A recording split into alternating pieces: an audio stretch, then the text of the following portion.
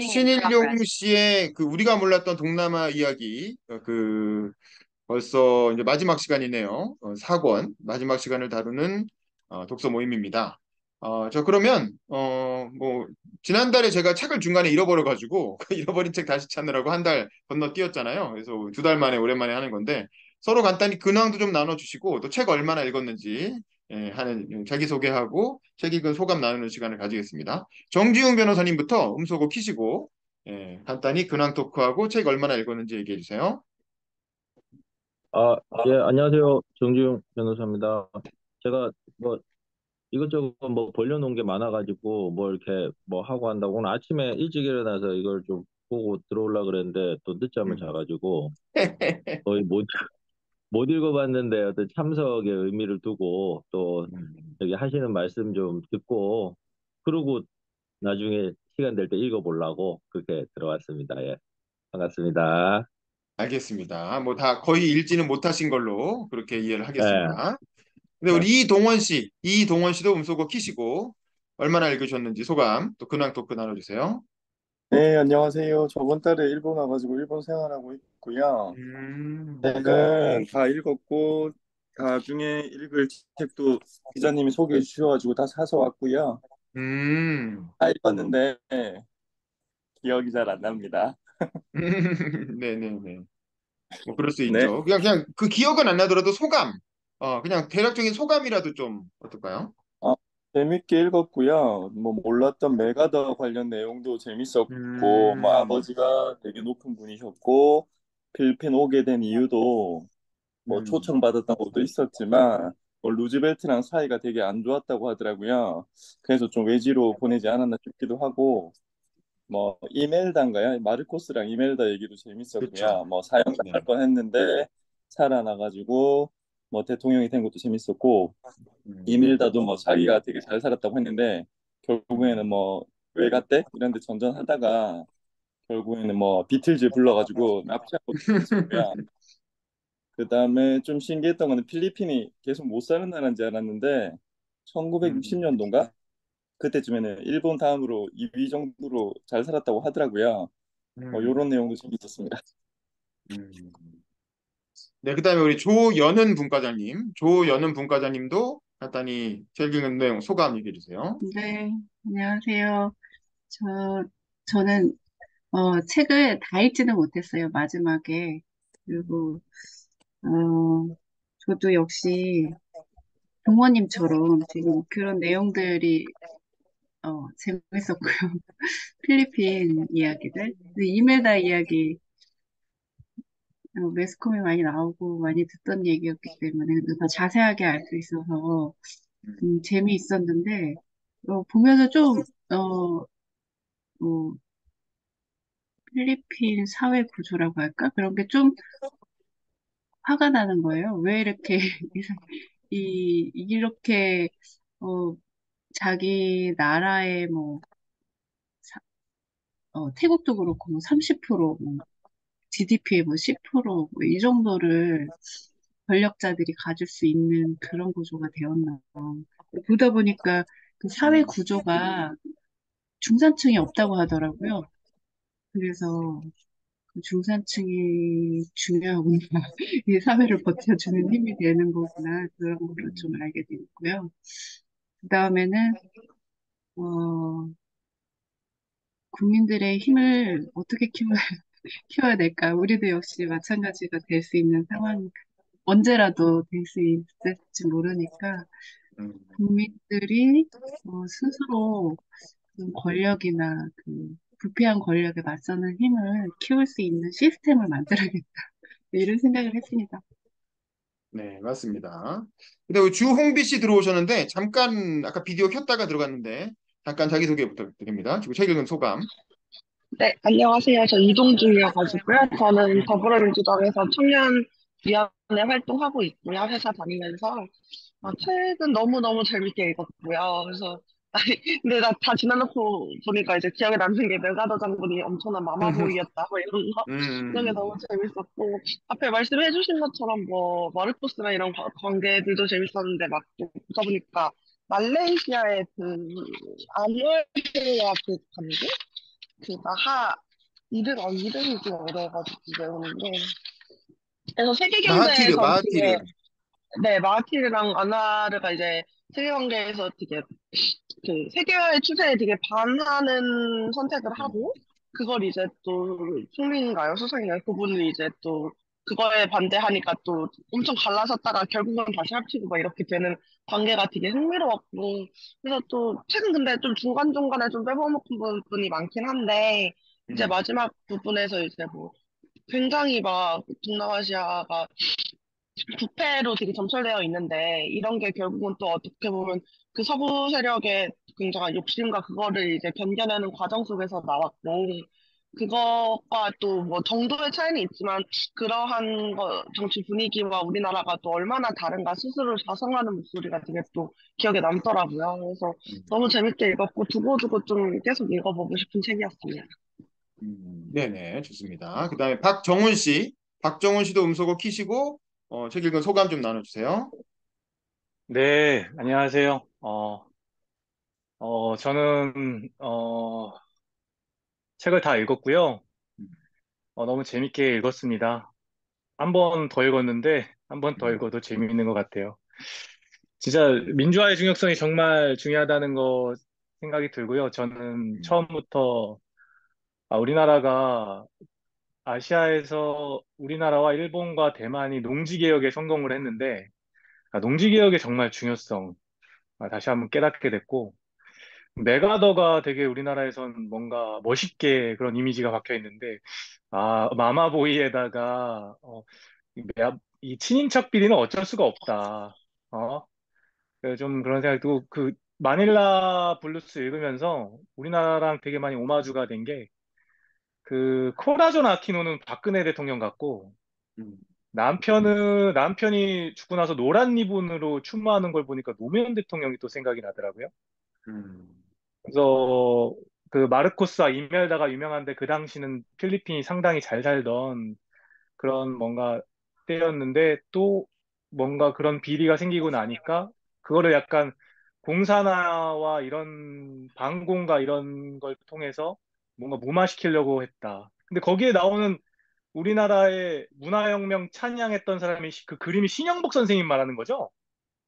신영복도 있었고, 그 다음에 돌아가신 리영희 대기자, 리영희. 아, 한국일보의 리영희 대기자님이 그때 이제 전환시대의 논리라는 책을 써서 그때는 음, 중공을 되게 찬양을 했어요.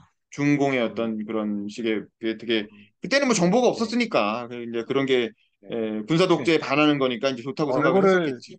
음. 얼굴 그림을 보니까 신용복 선생님 같더라고요. 그래서 신영복, 너무 리영희 뭐 이런 사람들이 이제 좋았고, 그런 입장이었죠. 정말 상류층끼리 얼마나 다 해먹었는지, 비틀즈가 음, 오자마자 상류층 자제들한테 끌려가고, 이런 모습 보면서, 와, 진짜 민주화가 정말 중요하다. 음, 그런 생각이 들었고, 마지막에 그 필리핀 매니들이 예전에 저도 홍콩에서 많이 봤는데, 가사 도우미인 거죠. 네, 되게 맞습니다. 보편화돼 있는데, 근데 우리나라에서 외국인 가사 도우미 또 얘기가 나오면서, 필리핀에서 그런 가사 도우미 하시는 분들이 봉금으로 송금하는 외화가 상당하구나. 음. 이런, 좀 뭐랄까, 먹먹했습니다, 보면서. 그리고 미얀마 같은 경우에는 따머도라고 하길래, 이 따머도가 옛날 미얀마 지명인가? 생각도 봤는데, 그게 군 경찰 조직, 뭐 그런 걸 얘기하는 그런 얘기더라고요. 근데 거기서 또 박정희 대통령이나 아웅산 음. 장군이나 좀 뭔가 비슷한 그런 걸 느꼈는데 또 우쏘라는 사람은 또 우리나라로 치면 약간 독립군이었는데 그런 사람에 처단되고 그런 아웅산 장군이 왜 죽었는지에 대한 이야기에 대해서도 알게 돼서 좋았고 지정학적으로 그 주위에 7대 소수민족이 있다는 것도 이제 이번에 처음 알았고 저는 최근 분쟁이 되고 있는 그 소수민족만 알고 있었는데 그런 지정학적으로 어쩔 수가 없었다. 또 알게 됐고, 또, 방콕 같은 경우에는 일본을 등에 업고 그 동남아의 맹주를 꿈꾼 적이 있었다. 근데 이게 악의 축에 낄 뻔했는데 태국이 음. 독일이랑 일본이랑 이탈리아 악의 축에 낄 뻔했는데 그 미국 대사가 거부함으로써 그걸 막았다. 아, 그 정말 새로운 사실 알게 돼서 아, 이런 사실이 있었구나 그런 생각이 들고 그 예전에 왜 저도 어렸을 때 막 뉴스에 보면 막 태국으로 막 사람들 섹스 관광 간다, 막 음. 환락 관광 간다, 막 이랬는데 그 이전부터 거슬러 왔던 홍등가의 역사가 미군으로 시작되고 그리고 일본 사람들이 투자하면서 또 시작되고 또 한국 관광객 이렇게 하면서 아, 이게 그래서 그렇게 생겼구나. 그런 생각도 들고 그렇게 듣고 마지막에 아시아 금융위기는 제가 잘 우리 IMF 사태가 태국의 그 금융위기부터 시작됐다고 들었는데, 요거에 대해서는 잘 몰랐는데 새로운 사실 알게 됐고, 나름 조코 위도도 대통령을 상당히 좋게 평가하고 있는데, 아, 조코 위도 대통령이 그냥 저는 뭔가 그런 상류층일 줄 알았는데 그게 아니었다는 사실도 알게 됐고, 네, 아무튼 너무 재밌게 읽었습니다. 네, 아, 잘 그리고 들었어요. 네네. 태국에도 국민의힘 당이 있더라고요. 네, 여기 또 PPP. 근데 없어졌죠. 잠깐 있다가 그게 이제 네네네. 탁신당이었던 거지, 탁신당. 그랬다가 네네네. 없어지고 또 다른 당으로 바뀌고 이제 뭐 사람들이 생각하는 건 다 거기서 거긴 것 같아요. 이회수 선생님도 잠깐 음소거 키시고 소감 좀 나눠줄 수 있나요? 책을 읽으셨으면 안 읽으셨으면 자기 소개만. 네, 선생님? 안녕하세요. 네, 네네네. 방에 들어오긴 했는데 책을 못 읽었습니다. 그래서 네네네. 말씀 듣고 이렇게 배우도록 하겠습니다. 네, 간단히 자기 소개만 해주실 수 있나요? 자기 소개? 네, 어, 이휘수입니다. 지금 현재 김포에 살고 있고 경기교통공사에서 임원으로 일하고 있습니다. 네, 알겠습니다. 네, 감사합니다. 저도 요 책을 되게 읽으면서 상당히 재미가 있었는데, 어, 저는 이거 두 번 읽었잖아요. 처음에 한 번 읽고 이 스터디 때문에 다시 읽었는데, 확실히 이게 내용이 방대하고 또 우리가 동남아를 잘 모르다 보니까, 가능하시면 두 번쯤 읽으시는 게 좋을 것 같아요. 이제 두 번 정도 읽으면 대충 머릿속에 정리가, 그림이 그려지면서 정리가 되더라고요. 저는 요즘 이제 멀티버스 영화를 많이 보거든요. 얼마 전에 플래시도 멀티버스를 다룬 영화였고, 최근에 개봉한 스파이더맨도 멀티버스를 다룬 영화잖아요.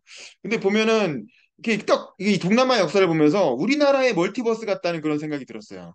그러니까 멀티버스 영화를 보면 되게 같은 캐릭터들이 그 여러 세계마다 등장하는데 조금씩 상황이 달라지잖아요. 뭐 남녀가 성별이 바뀌어 있다던가, 아니면 어떤 사람은 살았는데 어떤 사람은 죽었다라든가, 뭐 이제 이런 식으로 같은 상황에서 캐릭터들의 어떤 상황, 이렇게 역사가 조금씩 바뀐 형태로 멀티버스가 그려져서 그 차이를 보는 게 재미가 있는 건데, 이 동남아 역사도 정말 우리나라랑 비슷하다. 그러니까 우리나라도 그냥 아시아인 거야. 일단 기본적으로 서세 동점의 시대에 서양에 의해서 식민지가 됐고, 그게 되게 기본적으로 다 깔고 있는 거죠. 그러니까 아시아 원래 유교 혹은 뭐 중국의 영향 뭐 이런 전통을 다 갖고 있고, 유교, 불교 뭐 거기에 중국. 그런데다가 식민지를 거치고 독립하고 민주화되는 과정에서 군부 독재를 거치고 어찌어찌해서 어쩌다 민주화는 되고 경제 성장도 이루고 뭐 이런 상황이 다 우리나라랑 거의 비슷해요. 거의 비슷한데 양상이 조금씩 달라지는 거야. 근데 이제 결과적으로 아시아 전체를 놓고 일본까지 포함해서 이제 우리나라 이렇게 보면 우리나라가 가장 이상적으로 잘 된 케이스인 거죠. 멀티버스 중에 가장 성공한 멀티버스가 어떻게 보면 우리나라인 것 같아요.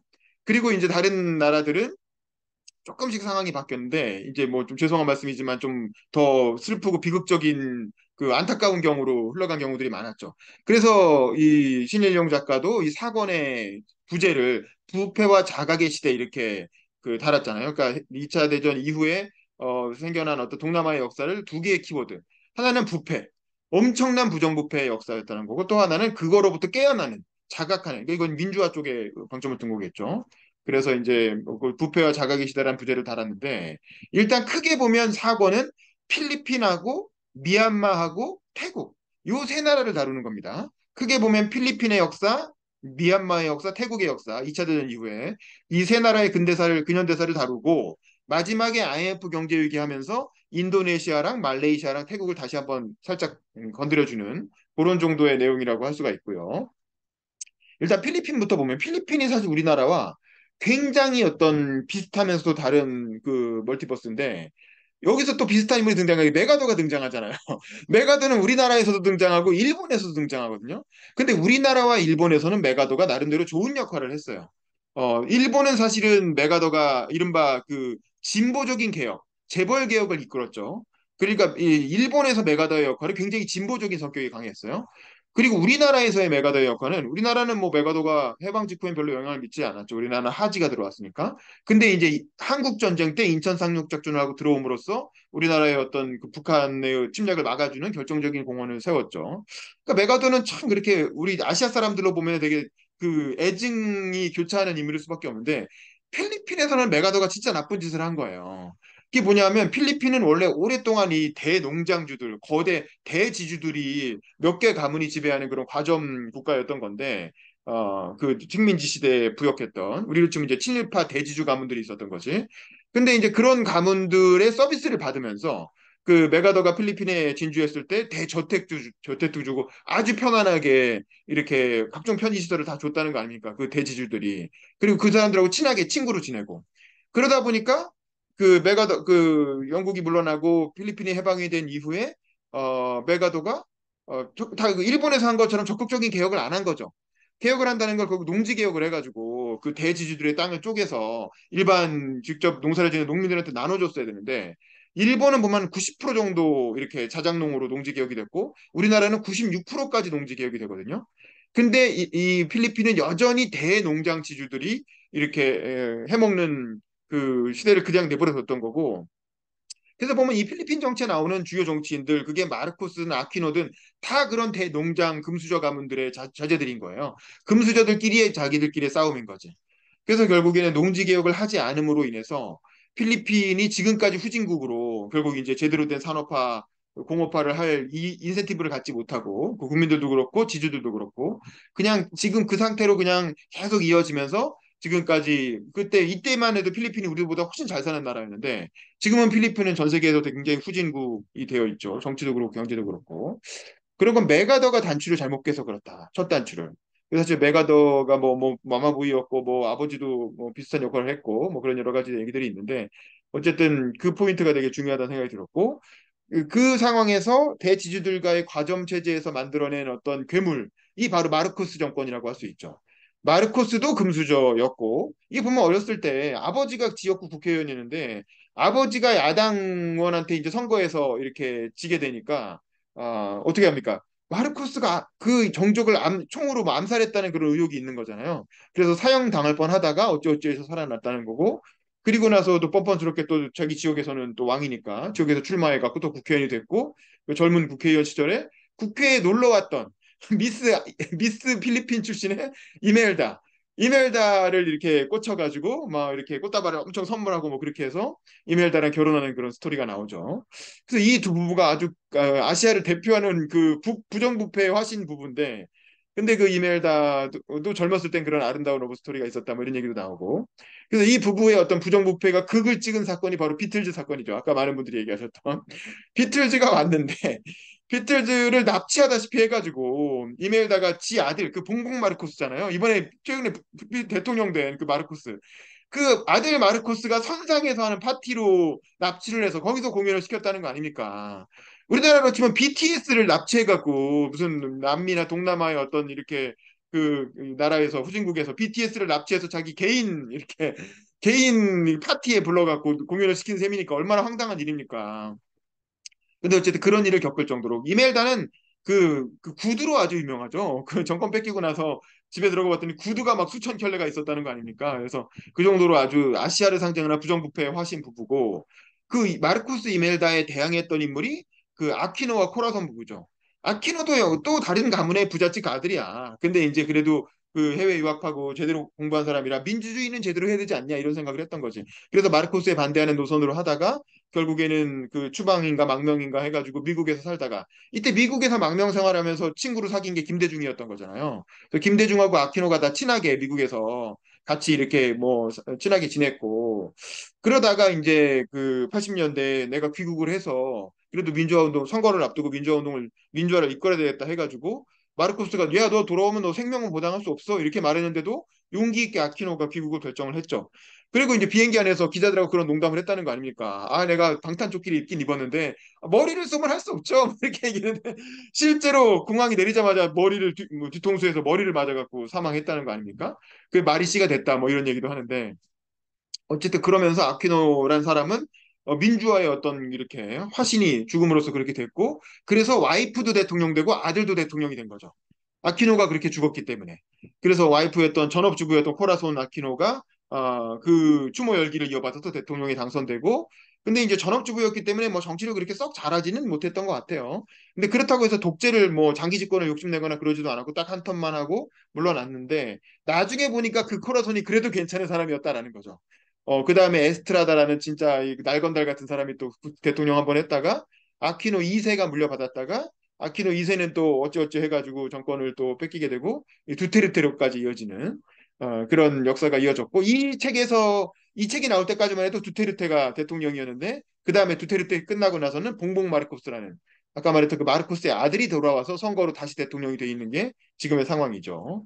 필리핀의 역사는 대충 그렇고 이게 좀 안타까워요. 그러니까 부정부패가 크게 달했고 민주화를 하는 과정에서 뭐 아키노가 죽는 그런 비극적인 사건도 벌어지고 뭐 이래저래 굉장히 이렇게 좀 그 어떻게 보면 우리나라랑 비슷하지만 더 안 좋은 방향으로 더 극단적이고 더 안 좋은 방향으로 흘러간 게 필리핀의 현대사다.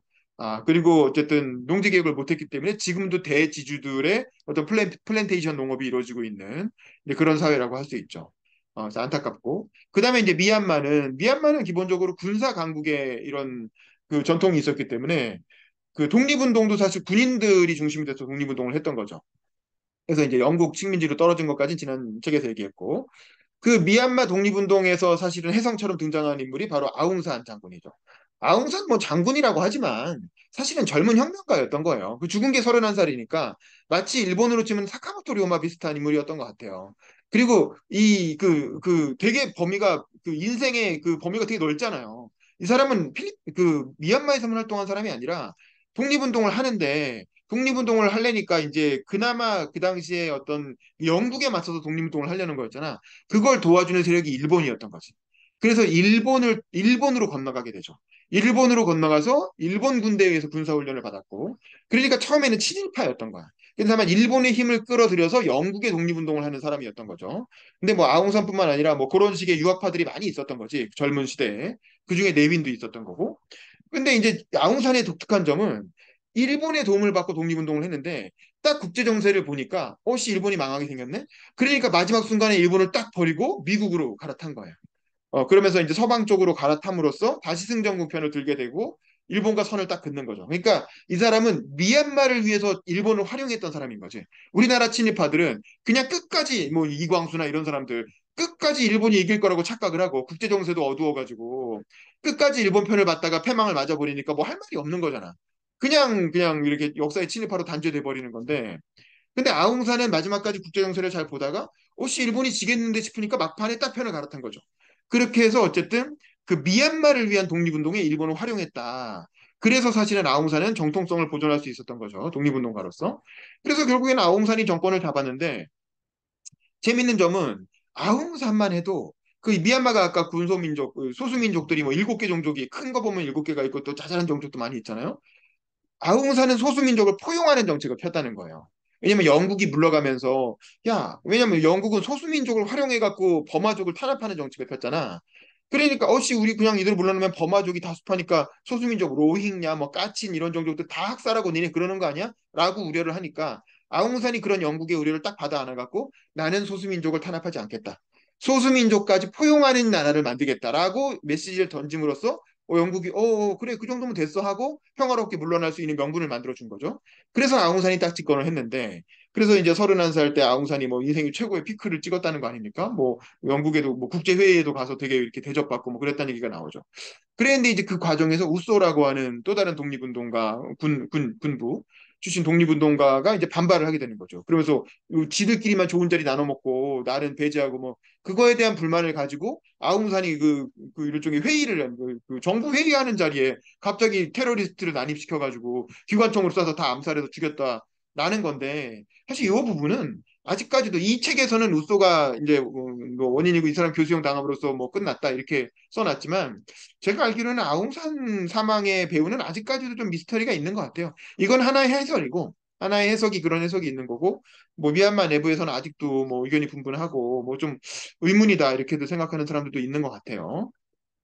어쨌든 그랬고 그리고 나서 아웅산이 죽고 나서 내윈이라고 하는 아웅산의 동료 중에 비슷한 동년배였던 사람이 군사 독재를 하면서 지금까지 이렇게 군사 독재 국가로 이어오고 있는데 중간에 그 군사 독재가 너무 오래가고 군사 독재는 내윈은 또 친미 군사 독재도 아니고 그렇다고 친소 군사 독재도 아니고 이른바 미얀마식 사회주의를 추구하면서 문을 닫아 걸게 되죠. 그러면서 엄청난 그 미얀마는 이제 농업 국가로 그냥 그러면서 그 군부 나름의 어떤 이른바 이권 카르텔, 요즘 유행하는 이권 카르텔을 만들어서 자기들끼리의 어떤 독자적인 경제 체제를 만들고 그러다 보니까 별로 발전을 못했죠. 동남아에서 가장 후진국, 경제적으로 후진국으로 남아 있었고 그게 지긋지긋하다고 해서 이제 80년대에 8888 사건이 일어나게 되고 그때 아웅산 수치가 화려하게 그 등장해서 처음에는 이제 축사자 정도로 아웅산의 딸이니까 그 이름이 있으니까 그냥 축사자 정도로 이게 처음에 무대 위에 세웠는데 연설을 기가 막히게 잘했던 거지. 예, 아주머니가. 그래서 연설을 너무 잘하다 보니까 그냥 갑자기 이렇게 전국적인 민주운동의 지도자로 등장하면서 지금까지도 중요한 행위자로 남아있죠. 근데 사실 정치력은 여전히도 그다지 검증됐다고 보기는 어려운 것 같아요. 뭐 어쨌든 근데 이 책에서는 아웅산 정권 그 수치가 복귀하고 뭐 블라블라 그런 내용이 나오긴 하지만 뭐 자세히는 나오지 않고 결국에는 다시 군부가 쿠데타를 해서 여전히 이제 군부와 어떤 그 시민군 사이에 내전이 벌어지고 있는 상황입니다. 그다음에 태국은 좀 재밌죠. 태국의 역사도 태국은 또 우리나라가 만약에 고종이 죽지 않고 고종이 혹은 이렇게 조선 왕조가 그렇게 마지막에 그 어떻게 보면 좀 무력하게 정권을 뺏기지 않고 어찌어찌 외교적 행보를 잘 해서 독립운동에도 일정 부분 가담하고 그렇게 해서 살아남았다면 어땠을까라는 게 이제 태국의 역사인 거야. 그래서 이제 왕가가 살아남아서 어쨌든 그럭저럭 영향력을 유지하고 있는 묘한 나라가 바로 태국이고 그런 태국 왕가가 어떻게 보면 되게 유명무실해졌다가도 다시 살아난 거는 이제 군부의 영향이 되게 컸던 거죠. 그 우리나라로 치면 군부가 조선 왕실을 다시 끌고 와가지고 입헌군주제 비슷하게 얼굴마담으로 내세우면서 정권을 유지했던 게 바로 태국의 역사였던 거죠. 그래서 이제 묘한 그런 오랫동안 군사 독재가 이루어지면서 이제 그걸 왕가가 얼굴마담으로 뒷받침하는 그런 형태의 어떤 정치가 태국에서는 쭉 이어져 오고 있습니다. 태국 군부도 재밌죠. 태국 군부도 그러니까 이때 그 동남아시아 군부는 기본적으로 다 서양 제국주의에 반대했기 때문에 일본에 대해서 호감을 많이 가졌던 것 같아요. 일본이 말하는 대동아 공영권이라고 하는 가치에 상당히 많이 호응을 했고, 또 태국 군부도 처음에는 일본 편을 막 들었었죠.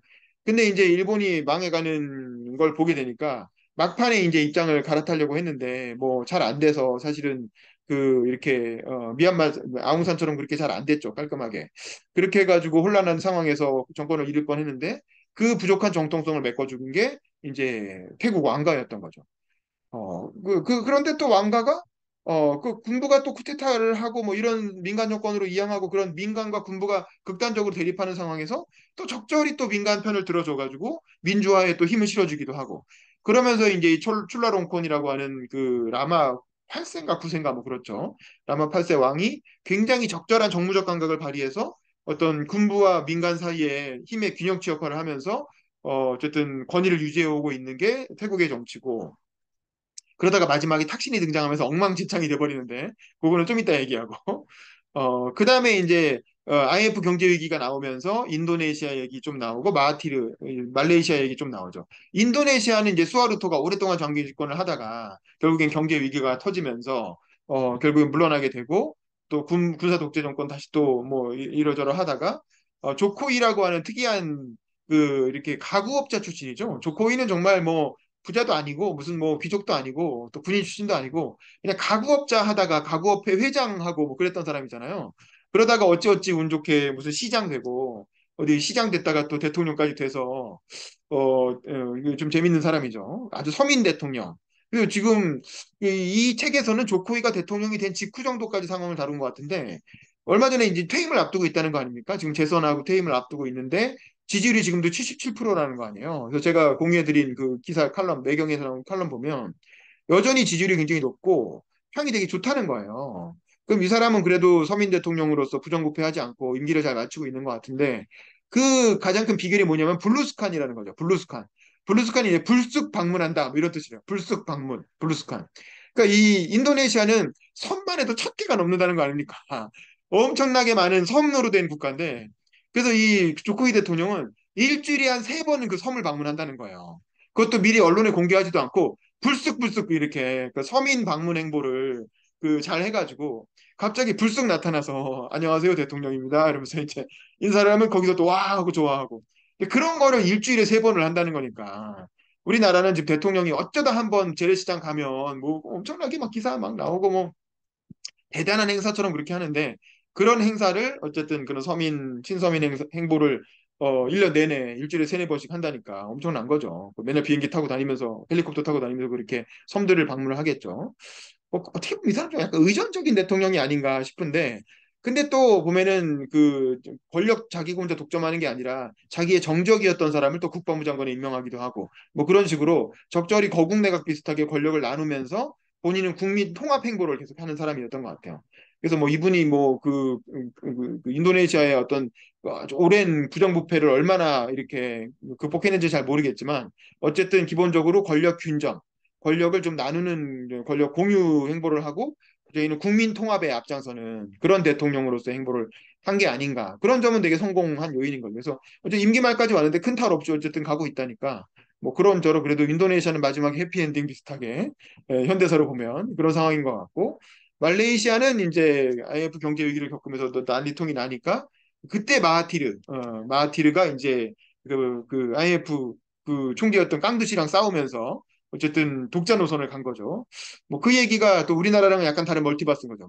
마하티르는 또 김대중 대통령하고도 또 많이 이렇게 그 대비가 되는 거잖아요. 김대중 대통령은 IMF의 권고상을 철저하게 이행하면서 IMF를 극복한 케이스고 마하티르는 IMF를 철저하게 들이받으면서 또 IMF를 넘긴 케이스잖아요. 그래서 김대중의 길과 마하티르의 길이 그 당시에 또 많이 국제사회에서 많이 또 이슈가 되고 비교가 됐죠. 김대중은 또 리콴유하고도 또 지상 논쟁을 민주주의에 관한 아시아적 가치 지상 논쟁을 벌이면서 또 이슈가 됐고. 그러니까 김대중은 여러모로 동남아시아랑 많이 이렇게 비교가 되는 지도자였던 것 같아요.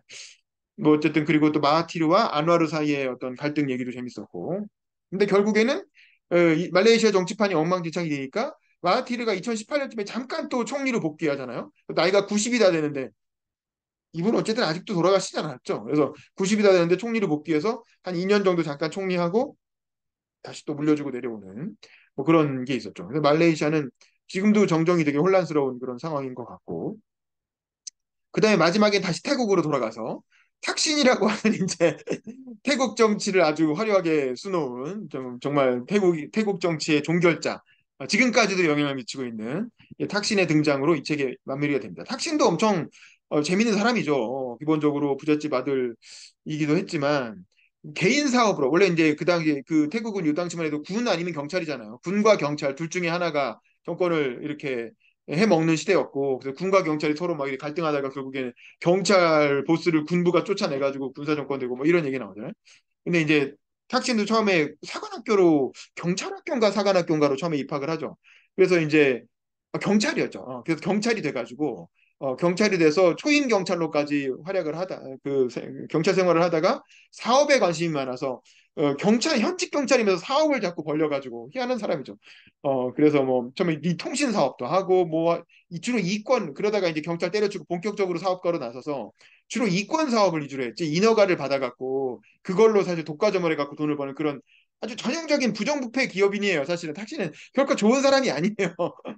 그 인허가권 이용해서 자기가 그 경찰 시절에 가진 인간관계 네트워크 이런 거 이용해가지고 부정부패로 돈을 벌어서 엄청난 부자가 된 사람인데 그리고 나서 정치판에 이제 들어온 거잖아요. 근데 묘하게 부정부패로 돈 벌어놓고 수조 원대의 자산가인데 그래놓고 정치는 또 친서민 행보를 했단 말이죠. 그래서 이제 왜냐면 이게 태국이나 나라를 보니까 그 태국 방콕이 너무 우리나라 서울과 비교할 수 없을 정도로 어마어마한 부가 집중된 게 방콕이라는 거 아닙니까? 그래서 아까 우리가 홍콩 간다고 하지만 사실 홍콩이 아니라 방콕 가는 거였던 거지. 이른바 섹스 관광 그런 어떤 쾌락의 어떤 활락의 중심지가 방콕이었던 거고. 그래서 근데 인구는 지방이 더 많잖아요. 그 농촌에. 그러니까 딱 표 계산해 보니까 농촌표를 먹으면 무조건 당선되겠는 거야, 총리로. 그래갖고 친농촌 행보를 이렇게 하는 거죠. 그래서 뭡니까? 뭐 1,000원 뭐 의료보험인가? 그래서 한 1,000원 정도만 매달 내면 의료보험을 다 이렇게 받을 수 있게 해가지고 아주 가난한 농민들도 병원에 가서 의료보험 혜택을 받을 수 있게 하는 정책을 핀 거 아닙니까? 그러니까 농민들 입장에서는 아니 한 번도 태국에서 이런 농민을 챙기는 정권이 있었던 적이 없는데 우리를 챙겨주니까 얼마나 고마워. 그러니까 그 가난한 서민 농민들이 다 택신 편이 된 거지. 그러니까 탁신은 농민들 표를 주워 모아갖고 정권을 잡은 다음에 또 엄청난 이권 사업을 만들어서 엄청난 부정부패를 해가지고 그 돈을 또 더 많이 재산을 불리는 그런 희한한 정치를 이렇게 했던 사람이 탁신인데 대단하죠. 그런데 그러다 보니까 이제 부정부패라 그래갖고 이제 왕가가 그리고 왕가가 해야 할 그 농민 그 추스리는 행보를 탁신이 쥐가 나서서 막 하고 그러니까 이제 왕가가 이 새끼 뭐야 이래가지고 안 되겠네 해가지고 다시 군부랑 유착을 해서 또 쿠데타를 이렇게 탁신을 쫓아내잖아요. 그러니까 이 탁신이 지는 쫓아나니까 자기 여동생이 또 뭐 조카 여조카인가요?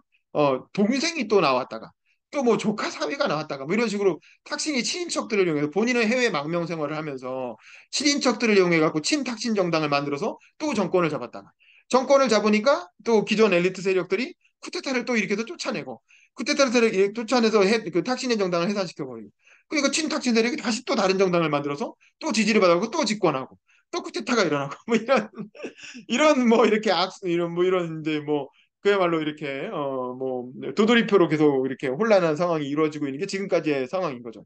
그래서 최근에는 그래서 친탁신 세력이 또 정권을 잡았다가 또 정당을 만들어서 인기를 끄니까 이번에는 탁신도 아니고 군부도 아닌 그 대학 그 학생운동 출신의 젊은이들이 그 약간 사회주의 성향의 정당을 만들어서 요즘 뭐 아주 젊은 이렇게 정치인들이 등장해갖고 그 사람들이 뭐 총리 후보가 총리가 됐나? 총리 근처까지 갔나? 뭐 그런 상황이죠. 그리고 탁신은 요즘 아주 젊은 그 정치 신인들이 아주 이렇게 태국에서는 새로운 바람을 일으키고 있고 거기에 또 탁신 세력도 일부 섞여 있고 막 복잡한 것 같아요. 그래서 태국에서는 또 그런 그 세대 교체가 요즘 되게 화제가 되고 있죠. 아주 젊고 잘생긴 청년 정치인들이 막 등장해갖고 막 화제를 일으키고 있는 뭐 그런 게 좀 태국의 상황인 것 같습니다. 그러니까 뭐 그렇게 해서 요 책은 IMF까지로 일단 끝났고 이것도 한 2년 전 얘기잖아요. 그러니까 그 얼마 전에 제가 신일영 작가님 저자 강연을 들었잖아요. 그래서 그 이후에는 뭐 자기도 업데이트를 안 하셔서 잘 모르신다고 하는데 어쨌든 그 이후 상황까지 계속해가지고 업데이트를 할 여지도 있지 않나 이 책이 뭐 이런 생각이 들었고 어쨌든 우리가 기본적으로 동남아 역사를 잘 모르는데 지난 정부에서 신남방 정책이니 뭐니 해가지고 지금 동남아와의 관계가 굉장히 좀 많이 더 개선이 돼야 되고 또 그 중국과의 그 무역이 좀 어려워지면서 동남아가 대안으로도 많이 떠오르고 있고 뭐 그런 상황이죠. 그래서 우리가 일반 국민들이 다시 동남아 공부를 좀 할 필요가 있는데 동남아 공부의 어떤 입문서로서 물론 이게 뭐 다는 아니겠지만 굉장히 유익한 책이 아니었나 뭐 그런 생각이 들었습니다. 그래서 하여간 우리나라의 멀티버스라는 생각이 많이 들었고 우리나라가 그러니까 이런 나라들의 역사를 보면 우리나라가 참 얼마나 행운이었나 뭐 그런 생각이 들고 좀 마지막으로 그 생각 하나 들었어요. 그러니까 동남아에 지금 엄청나게 부정부패가 심하고 뭐 그렇게 된 게 동남아의 독재는 사실 군부에 의해서 이루어졌고 농지개혁이 이루어지지 않았고 농지개혁이 이루어지지 않은 어떤 대농장과 군부가 결합하면서 엄청난 부정부패로 이렇게 흘러갔던 것 같은데 저는 이게 민주화 이후에 우리나라에서는 이런 식의 권력형 대규모 부정부패는 없잖아요. 전직 대통령들이 뭐 수조 원대 돈을 모으고 이런 건 아니잖아요. 물론 전두환 노태우가 7천억, 5천억대 정치 자금을 모아서 그게 마지막 부정부패였던 거지. 우리나라도 사실 그렇게 갈 수 있었던 거죠.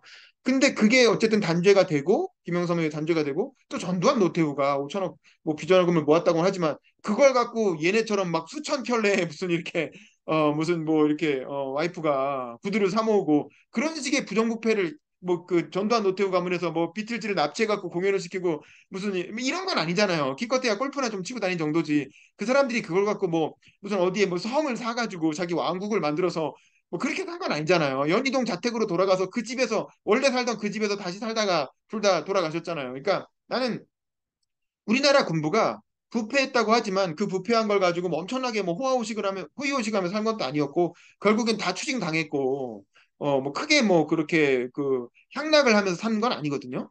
그러면 나는 그 생각을 했어. 우리나라는 왜 그렇게 권력형 부정부패로 가지 않고 다시 이렇게 어쨌든 지금 부패라는 게 노무현 대통령이 돌아가신 게 뭐 60억 원 뭐 이 정도 갖고 돌아가신 거잖아요. 그리고 그 이후에 대통령들도 부정부패 했다고 해서 걸린 액수가 사실 그렇게 큰 건 아니거든. 전 그 이명박도 그렇고 박근혜도 그렇고 거기서 문제가 됐던 액수가 뭐 그렇게 동남아랑 비교하면 우리는 되게 큰 부정부패라고 생각하지만 동남아랑 비교하면 그렇게 큰 건 아니거든요. 근데 왜 그런가 생각해 보면 저는 검찰 때문이라는 생각이 들어요. 검찰.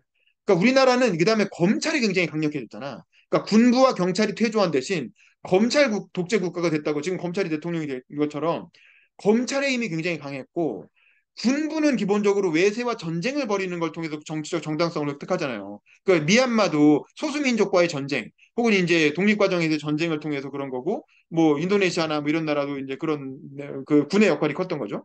근데 우리나라는 검찰이 공권력으로서 그 권력을 이어받았는데 검찰의 본질은 뭡니까? 부정부패 척결이거든요. 기본적으로. 검찰이 뜨려면 재벌을 때리고 그다음에 이제 정치인들을 때리고 그, 그 거악을 척결한다고 해서 이른바 부정부패 척결을 통해서 권력을 주는 게 검찰이란 말이야.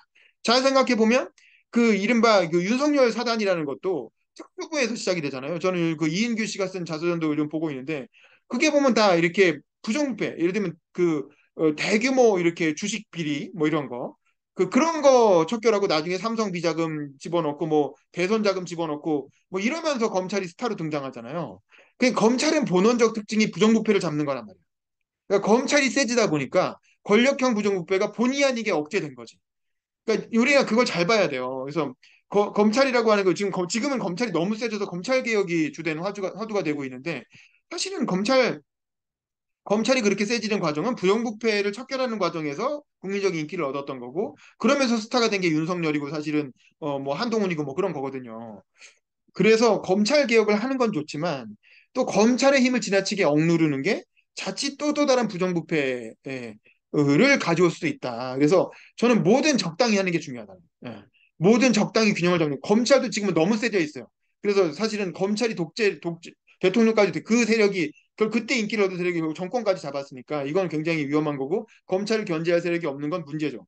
그래서 검찰을 견제하기 위한 적절한 견제 장치, 뭐 공수처든 뭐든 그리고 또 검경 수사권 조정이든 이런 건 필요하지만 그렇다고 해서 또 너무 검찰을 뿌리까지 잘라버리면 또다시 그 부정부패가 이제 창궐할 수도 있다. 그래서 그 적절한 견제와 균형의 어떤 묘를 잘 찾는 게 중요하지 무조건 특정 세력을 이렇게 발본색원하는 식의 그런 개혁은 굉장히 위험하지 않는가. 어쨌든 저는 그래서 다른 나라랑 비교해 봤을 때 우리나라의 어떤 특징은 좀 그런 점에 있지 않나. 뭐 그런 생각이 들어서 그거 마지막으로 코멘트하고 마치도록 하겠습니다. 그럼 다른 분들 소감 듣고 마치도록 할게요. 우리 이동원 씨부터. 자, 이동원 씨부터 음소거 키시고 들을 수 있는 내용 좀 기억을 떠올리시면서 소감 추가로 좀 드는 생각 있으면 얘기해 주세요. 기억 안 났던 내용이 기자님이 말씀해 주셔서 다 기억이 났고요. 네, 말씀해 주신 것처럼 그 탁신인가요? 탁신은 뭐 자기 일가의 그 재산이 많더라고요. 뭐 딜을 할 때 딜을 했는데 세금이 0이라고 하더라고요. 깜짝 음, 놀랐는데 그렇게 부정부패를 일삼에도 불구하고 최근에 제가 들은 거는 김건희 여사 쪽 집안 쪽에 도로를 연결한다고 하니까요. 네, 기존에 양평 씨가 됩니다. 세금 맞는데 더 연결하다 보니까 몇 천억이 더 들어간다고 그걸 일순간에 없애버리더라고요. 그래서 저희 쪽에서 좀 이제 기자님 말씀하신 대로 우리는 그래도 견제는 가능한 국가라서 좋다라는 느낌은 들었습니다. 사실 김건희 그 여사 그 최은순 최은순 씨가 두목인 그 가족 카르텔이잖아요. 근데 사실 거기는 동남아시아에 비하면 거기는 솔직히 말하면 그냥 뭐라고 해야 되나 졸부 수준이에요. 졸부 수준. 그 사람들 뭐 돈 있어봐야 몇백억 정도 있겠죠. 그 뭐 아유 그거는 뭐 제가 보기엔 그렇게 대단한 권력형 비리는 아닙니다. 근데 이제 그냥 이제 비리는 비리죠.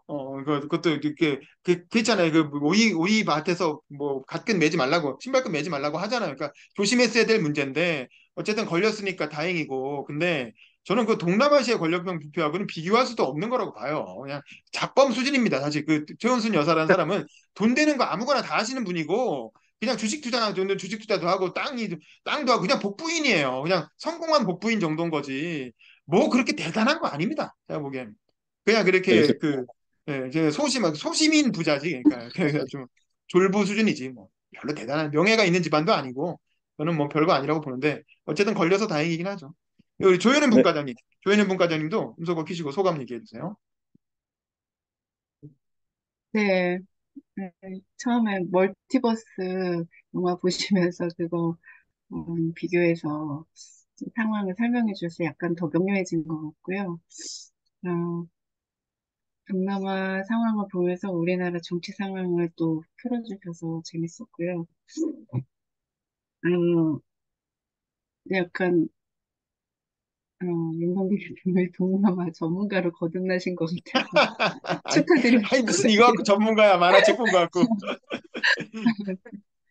네, 재밌게 잘 들었습니다. 네, 네, 감사합니다. 상식이 좀 늘어났습니다, 덕분에. 주홍비 씨, 주홍비 씨도 음소거 키시고 소감 얘기해 주세요. 네, 저도 너무 재밌게 잘 들었고요.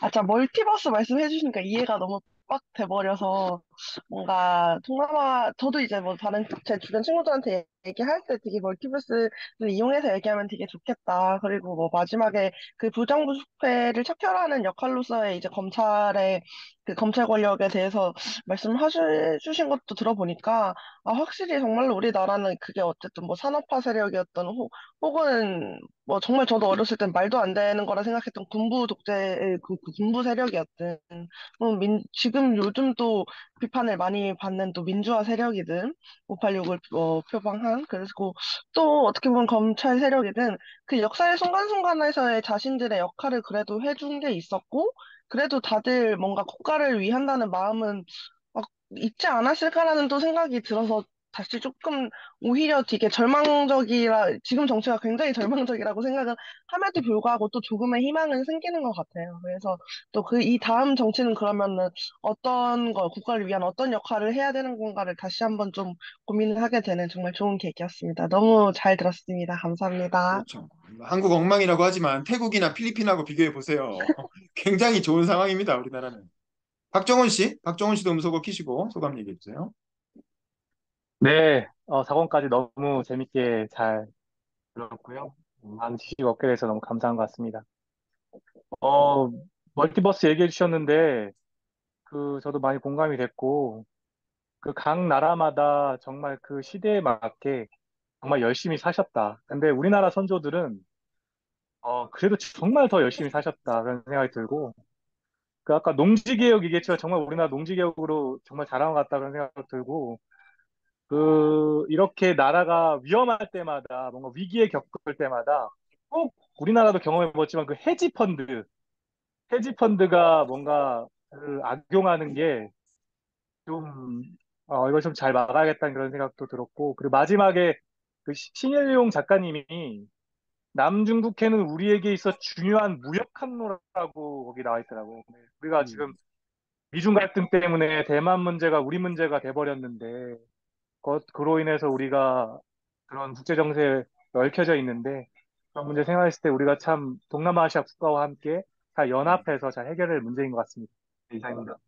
네, 감사합니다. 정지웅 변호사님도 음소거 키시고 소감 얘기해 주세요. 예, 이게 저 중간에 제가 이걸 좀 이것저것 넘겨보다가 엄청 엄청난 아니 좀 하여튼 기가 막힌 걸 발견했는데 그 이멜다 여사가 무슨 영화제 뭐 국제 영화제 그거 네, 맞아요. 뭐 예, 예 맞춰서 뭐 공사한다고 하는데 사람이 169명이 콘크리트 여기 들어가 있는데 네, 맞아요, 여기다가 맞아요. 요 위에다 그냥 져버렸는데 제가 그냥 깜짝 놀랐던 게 이게 그대로 마닐라 국제 영화제 화려한 막이 올랐더라고요. 근데 네, 이게 거기서 지금 그대로 또 영화제를 했다는.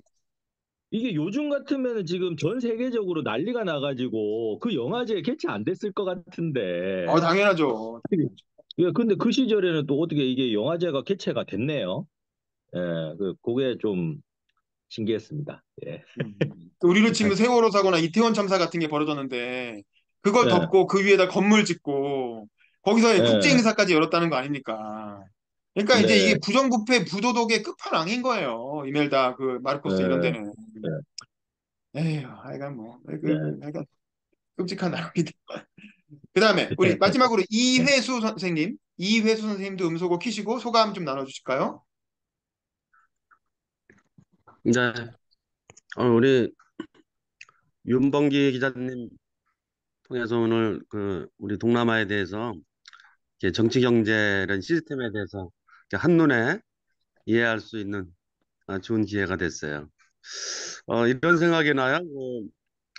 역시 이렇게 98년도에 왜 김대중 대통령 음, 이렇게 취임하면서 민주주의와 시장 경제의 어떤 병행 발전.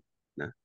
그래서 역시 이렇게 민주주의와 시장 경제의 병행 발전이 중요한 것 같습니다. 이렇게 어떤 밸런스를 가지고 그게 진보든 보수든 최소한 이 자본주의 시장 경제에 있어서 이 시장 경제와 민주주의는 이게 하나의 이게 동전의 양립처럼 같이 가야 되는 이제 그런 면에서 여전히 이제 한국이 이런 동남아 국가가 다 앞서왔는데 한마디만 더 붙이면은 근데 다시 이렇게 좀 퇴보하는 것 같아요. 한국이 그런 민주주의와 시장 경제의 어떤 그런 가치들 물론 이제 동남아에 비해서 우리는 권력형 비리라든지 이런 것들이 크지는 않지만 그렇다고 그렇게 봐줄 건 아니고 그렇죠. 여전히 우리는 이제 선진국을 향해서 좀 더 이 바람직한 사회로 가려면 역시 민주주의와 시장 경제 병행 발전들 앞으로 동남아 국가들도 함께 이렇게 그런 어떤 북중 방향이랄까요?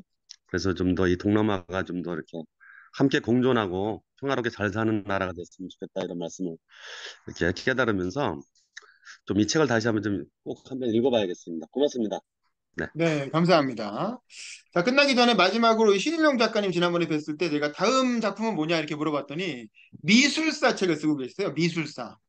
지난번에 음, 우리가 라벨라 에포크에서 미술 얘기 많이 나왔잖아요. 그래서 미술사 관련된 책을 쓰고 계시다 그래서 그거 나오면 같이 읽어보면 좋을 것 같고 우리 스터디는 그 다음에 이어서 할 게 이 책입니다. 잠깐만요. 제가 이 배경을 정말 지우고 그게 이제 어메이징 디스커버리라는 책이거든요. 이것도 4권짜리인데 어메이징 디스커버리. 이게 이제 덴마크부터 시작해서 부탄 무슨 뭐 마지막에 캐나다까지 그러니까 독일. 그래서 이른바 행복이라는 게 무엇인가? 이건 행복을 주제로 전 세계에서 가장 행복도가 높다고 하는 나라들을 찾아다니면서 이렇게 여행기처럼 만화로 그린 건데 이 친구도 이분도 김재훈 씨라는 분도 제가 되게 주목하는 교양 만화가입니다. 그래서 우리가 나라 공부를 하고 있으니까 어찌됐건 라벨라 에포크는 유럽 얘기였고 동남아시아는 동남아 얘기였고 이번에는 이제 덴마크나 이제 역시 나라 위주로 또 이거 한남동 주민자치회 행사이기도 하잖아요. 그러니까 한남동이 요즘 대사관 이렇게 행사과의 교류 행사를 하고 있기 때문에 그런 맥락에서도 각 나라들을 공부하는 요걸 좀 이어가는 게 좋을 것 같아요. 그래서 요 시리즈를 한 달에 한 권씩 읽고 두 번째 주 토요일 오전 10시에 하는 걸로 계속 하겠습니다. 자, 일단 사진 한번 찍고 마무리할게요. 화면 좀 켜주세요. 이회수 선생님 화면 좀 켜주시고 자, 사진 찍고 마치겠습니다. 앞에 봐주세요. 하나, 둘, 셋.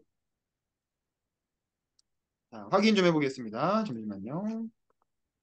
네, 잘 나왔습니다. 자, 수고하셨습니다. 그럼 다음 달에 또 뵐게요. 빠이빠이. 감사합니다. 네.